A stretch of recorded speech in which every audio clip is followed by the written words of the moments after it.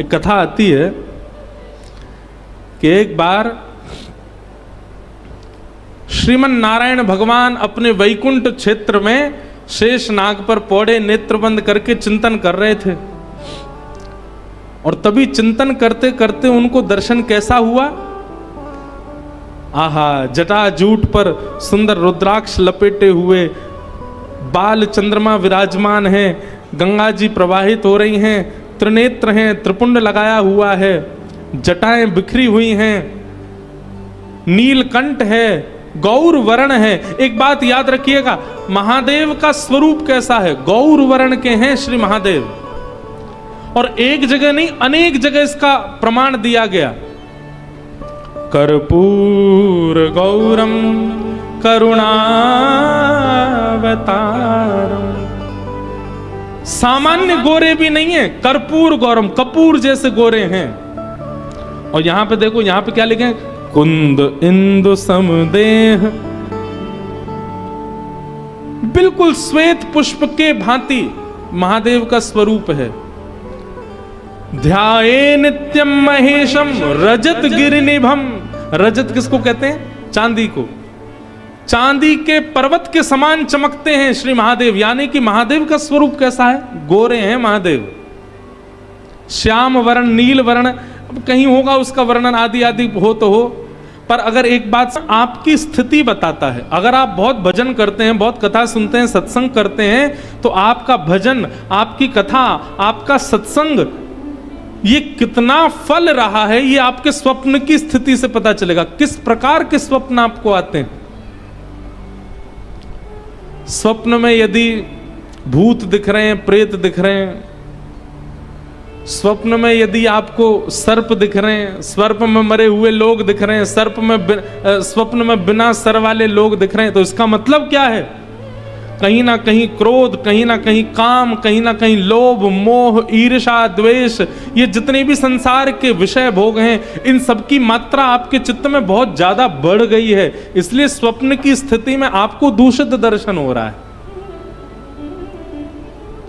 आपका भजन बढ़ेगा, आपका सत्संग बढ़ेगा, तो आपको स्वप्न में या तो नाम सुनाई देगा, लीला दिखाई देगी, धाम का दर्शन होगा।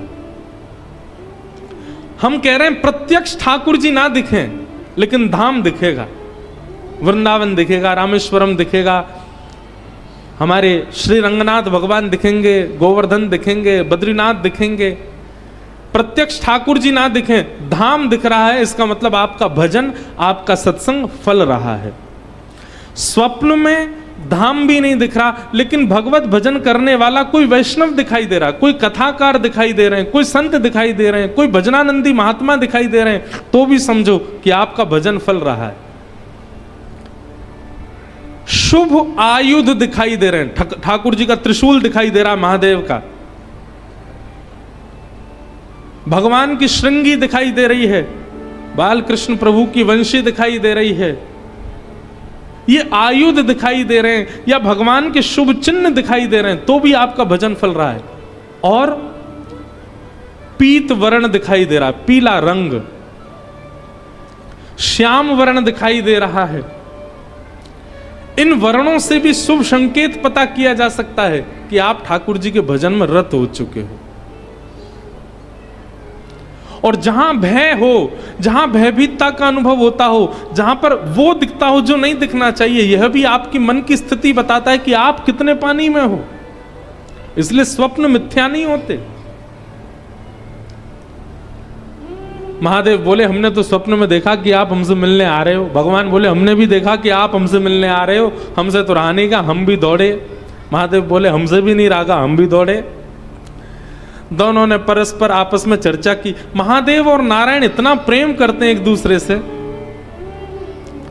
तुरंत भगवान ने हाथ पकड़ा और कहा चलो थोड़ी देर मानसरोवर में क्रीड़ा करते हैं। और ठाकुर जी और महादेव दोनों मानसरोवर में गए और मानसरोवर में थोड़ी देर तैरने लगे, थोड़ी देर जल उछालने लगे, कभी कोई क्रीड़ा करें, जल क्रीड़ा दोनों करने लगे। वर्णन करते हैं कि जल क्रीड़ा करते करते करते करते करते हजारों लाखों वर्ष बीत गए। ना भूख लगी, ना प्यास लगी, ना निद्रा आई, और दोनों पृथ्वी के संचालन करता एक दूसरे के साथ क्रीड़ा में लगे हैं। ब्रह्मा जी ये लीला देख करके बोलने लगे, हो गया काम, पृथ्वी का पालन संहार उत्पन्न करने वाले दोनों क्रीड़ा में व्यस्त हो गए हैं। अब इस सृष्टि का कल्याण कैसे होगा? अच्छा, दोनों इतने तत्पर होकर के क्रीड़ा कर रहे थे कि कोई बीच में उनको रोकने जाए भी तो पहले घबरा जाए, बोले कहीं इन्होंने अगर गुस्सा में हमको देख लिया तो हमारा तो होगा, अब गोविंदाय नमो नमः हो जाएगा। तो महादेव ब्रह्मा जी इंद्र से कहें तुम जाओ, इंद्र कहें बोले मैं क्यों जाऊं? वरुण देव को भेज दो, वरुण देव कहें मैं क्यों जाऊं? पवन देव को भेज दो, पवन बोले मैं क्यों जाऊं? सबको अपना जीवन प्यारा। बोले इन दोनों के कार्य में विक्षेप डालने का मतलब है कि अपने जीवन से हाथ धोना। ब्रह्मा जी बोले वो सब तो ठीक है, लेकिन इन दोनों को रोका नहीं गया तो सृष्टि का पालन कैसे होगा?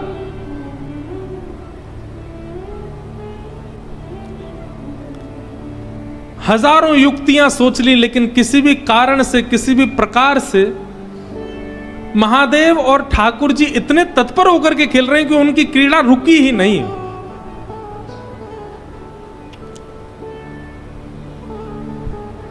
तभी ब्रह्मा जी ने आवाहन किया, किनका? कपीश्वर हनुमान जी का। अनंत बलवंत श्री हनुमान जी महाराज का स्मरण किया, बोले आप ही कुछ करो, आप में बुद्धि विवेक दोनों विद्यमान है, आप ही बताओ कैसे रुकेंगे दोनों, इन दोनों का रुकना आवश्यक है। हनुमान जी महाराज ने जब दोनों की तत्परता को देखा तो ब्रह्मा जी से बोले खेलने दो ना, इतने आनंद में तो लग रहे हैं। बोले वो तो ठीक है, एक आध 2-4 दिन खेलें, ठीक है, लाख साल हो गए, लाखों वर्ष बीत गए, इनका खेल ही पूरा नहीं हो रहा है, अब तो इनका खेल यहीं विश्राम होना चाहिए। हनुमान जी महाराज बोले इन दोनों को एक ही कारण से रोका जा सकता है, क्या? ऐसा कुछ किया जाए जो इन दोनों को ही अति प्रिय है। बहुत ध्यान से सुनिएगा। हनुमान जी महाराज बोले महादेव को अति प्रिय है राम नाम। यदि कोई एक बार राम कहता है तो कहते हैं कि महादेव अपनी पदवी छोड़ करके दौड़ करके जाते हैं, और जब तक मुख से मां निकलता है तब तक महादेव सामने आकर के सुन लेते हैं, इतना प्रिय है राम नाम। और उतना ही प्रिय राम नाम भगवान नारायण को भी है। नारायण को भी राम नाम बहुत प्रिय है। सब देवता हनुमान जी के सामने बैठ करके बोले शंकर जी को राम नाम प्रिय है, ये सुनकर के तो हमको ज्यादा आश्चर्य नहीं हुआ, ये तो बात सिद्ध ही है, पर नारायण भगवान तो स्वयं राम ही है, उनको राम नाम प्रिय क्यों है? नारायण भगवान को राम नाम प्रिय क्यों है? को प्राप्त किया, इसी नाम के आश्रय से ध्रुव ने इनको प्राप्त किया, इसी नाम के आश्रय से गोस्वामी तुलसीदास जी इनको प्राप्त करेंगे। भगवान कहते हैं कि बिना नाम आश्रय के भक्त मेरे समीप नहीं आ सकते, इसलिए भगवान को अपना नाम ही बहुत प्रिय है। क्यों? ये नाम ही सबको समेट समेट करके मेरे पास लेके आता है, इसलिए ठाकुर जी को अपना ही नाम बहुत प्रिय है। एक व्यक्ति ने मुझसे प्रश्न किया, बोले महाराज जी दुनिया के लोग राम जी के सामने ही जाके चिल्लाते हैं जय जय श्री राम, राम जी को अच्छा लगता होगा? उन्हीं का नाम उन्हीं के सामने जाकर के चिल्लाने से राम जी को प्रिय लगता होगा? कि मेरे चरणों का आश्रय प्रदान किया, इसलिए मुझे मेरा ही नाम बहुत प्रिय है। हनुमान जी महाराज बोले राम महादेव को भी प्रिय है और राम नारायण को भी प्रिय है। और तुरंत हनुमान जी महाराज ने अपने हाथ में करताल धारण करी, और करताल धारण करके श्री हनुमान जी महाराज ऊर्ध्वबाहु होकर के मान सरोवर पर राम नाम संकीर्तन करने लगे। श्री राम जय जय राम, श्री राम जय जय राम, श्री राम जय जय राम, श्री राम जय जय राम, श्री राम जय जय राम। श्री राम जय जय राम।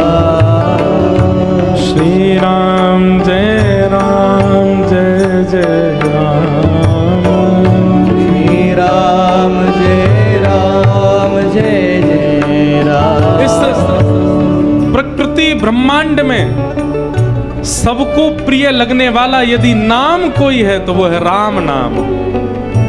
ये नारायण को भी प्रिय है, ये महादेव को भी प्रिय है, ये सनकादिकों को भी प्रिय है,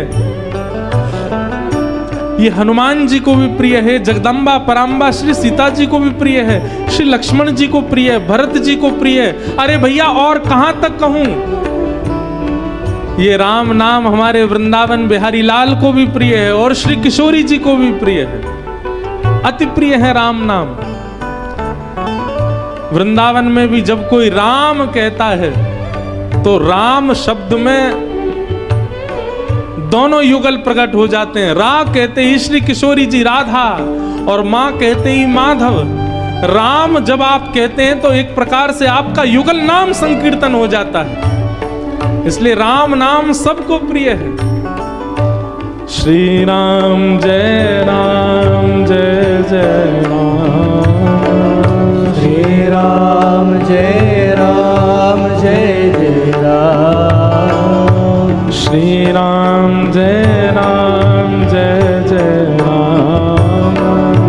श्री राम जय जय राम। श्री राम जय जय राम। श्री राम जय जय राम। श्री राम जय जय राम। श्री राम जय जय राम। श्री राम जय जय राम। श्री राम जय जय राम। श्री राम जय जय राम। श्री राम जय जय राम। वंदौ नाम राम रघुवर के। वंदौ सब राम रघुवर। गोस्वामी तुलसीदास जी महाराज। वंदौ नाम राम रघुवर को। वंदौ राम रघुवर को। हेतु कृशानु भानु हिम कर को। हेतु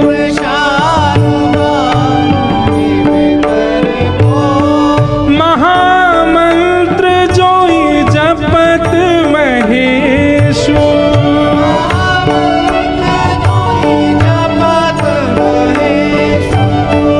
महामंत्र जोई जपत महेशु।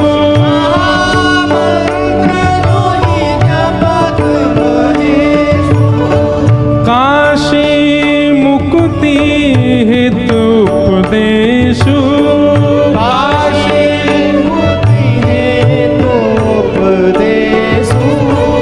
जानी आदि कवि नाम प्रताप।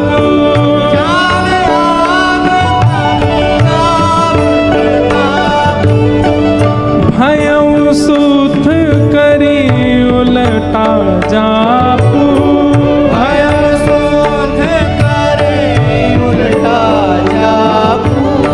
सहस नाम सम सुन शिववाणी।